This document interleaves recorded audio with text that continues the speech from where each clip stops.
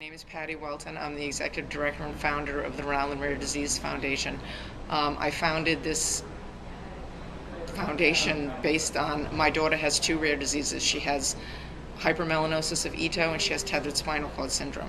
She was in the hospital getting spinal cord surgery, and I spent a good deal of time. I spent the whole week there, but I was up all night on my computer flipping back and forth between two Facebook pages for each disease. And what I realized was that we all had the same issues. We all have reimbursement issues. We all have misdiagnosis. We all, have feelings of isolation. And I started thinking, there's a better way to raise awareness. And for my daughter, there's 100 reported cases of her disease.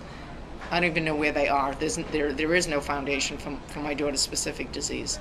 So I thought we need to do for Rare Disease Day, to really raise awareness, we need to be non-disease specific, gather everyone with a rare disease in one place. It's doable. You're likely to drive 2 hours to get to a Rare Disease Day event.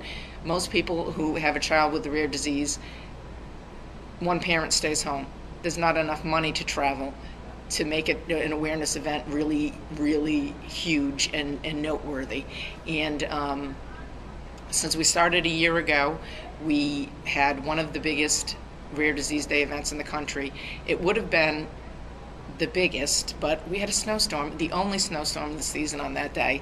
And it was live streamed with the help of NORD. It was live streamed around the world. And then from there, we started doing support groups, which apply to every disease. People just go and kind of talk about what's going on, the issues in their lives at that moment. We are working with schools to get rare diseases into the curriculum. In particular, in the 7th grade class, they're studying the human body at one school. They approached me that there's an interest because because it's 1 in 10, they have 3 kids in the school with rare diseases.